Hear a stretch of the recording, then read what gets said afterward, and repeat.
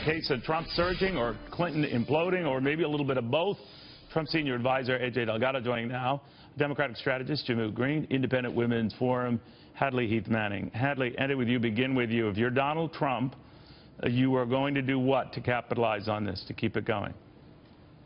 Well, I applaud the Trump campaign for focusing on some policy issues like child care and other things that affect working families, finally putting the focus on the issues rather than on personality. Clinton, of course, having a difficult week. She's been unable to put the focus on her policy agenda because of her health issues and because she's constantly been on the defense, reacting, responding to things like her email scandal and so forth. So if I were the Trump campaign, I'd continue to go in that direction, argue about how you're going to save the economy and provide a better future for American families. Jehmu, you must be looking at this and panicking. No, I'm not, and this is the Someone's reason why. blocking. No, Neil, because we've always known this was going to be a close race. First of all, she's trying to become the first female president of the United States since April 30th I talked to a number of Clinton 1789. surrogates who thought they were going, and it might still happen. It was always going to be close, which is why she has invested in offices and organizations on the ground that his campaign can't even touch. Where That you argue she's saves got the day. 20 offices in the state, and he's got half a person doing part-time work. This is going to be a turnout election, and we knew that was going to be the case. We knew it was going to be close, and I think they've been going down that track of being responsible.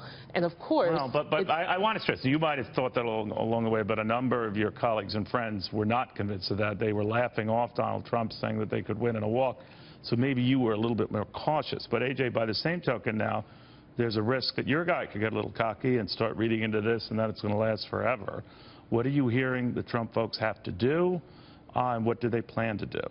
Keep spreading his message, obviously his message about jobs, about bringing back manufacturing jobs, about preventing the outsourcing of jobs, unlike Hillary Clinton, who's on record at least twice in India speaking favorably of jobs outsourcing. Keep spreading that message. At the same time, let Hillary Clinton continue to implode. She is imploding. It's unfortunate that the one thing they could point to is we have a bigger ground game. Polls that Donald Trump is enjoying, and it's just in a couple of states, and we don't want to overstate it, plus or negative. Is because of him or Hillary imploding? It's a little bit of both. The American public is finally realizing just how much Hillary Clinton lied. I turned over all my emails. No, you didn't. I never sent classified information. Yes, you did. And then the Clinton Foundation. Why were people like Raj Fernando appointed to the Clinton Foundation, who donated to the Clinton Foundation? Why did they end up on a National Security Council? Why did she accept money from 7 foreign regimes while she was Secretary of State Do you think that's what Clinton Foundation? About? I think there absolutely is a greater focus on it. Breathing a sigh of relief? The health issue is going to hurt her. Are you breathing a sigh of relief? No one's asking about your guys' taxes. No, the American public does not care about Mr. Trump's taxes. They care about the Wall Street speeches that Hillary Clinton has yet to turn over. Where are those transcripts of those speeches? Every single poll shows that an overwhelming majority of the American voters want to see his tax returns released. And her medical record. And Newsweek. Is it the same Newsweek, percentage who want the up and up on their medical condition? well, they want both of them to release it, and now we've seen that each campaign has he promised that he was going to release something with Dr. Oz, and then this morning says that he's not. Do you think that it is just on the same level?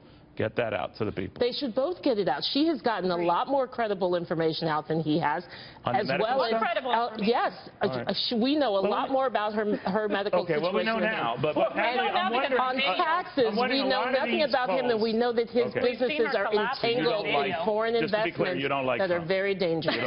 Very dangerous foreign entanglements that he's going to have to answer for. Foreign entanglements is 7 foreign regimes giving money to the Clinton Foundation. Let's get back to the issue at hand. And Hadley, that is momentum. Everyone follows momentum, and it can be very risky because after the Democratic convention, it looked like it was going to go one way, to the Republican convention another way. So we're used to this back and forth. Now what becomes important, I think Jehmu hit something right about ground games are important. Getting out the vote is important. Having the money and the resources and offices to do that is important. And there Hillary Clinton has an edge. Now the details then are important about whether your people are jazzed to get out. What do you think happens?